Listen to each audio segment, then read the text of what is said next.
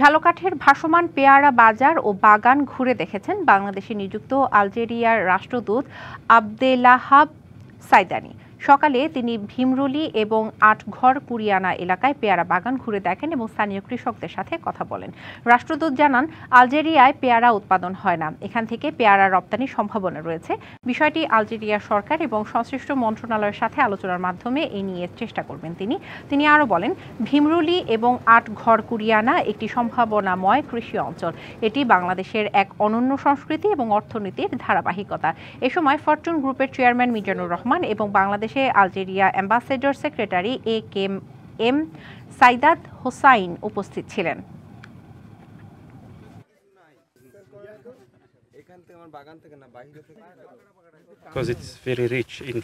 বাংলাদেশের এই পেয়ারা শুধু সুস্বাদু নয়, আন্তর্জাতিক মানেরও বটে। কিভাবে এই ফল আলজেরিয়ায় রপ্তানি করা যেতে পারে সে বিষয়ে আমরা গুরুত্ব দিয়ে চিন্তা করব।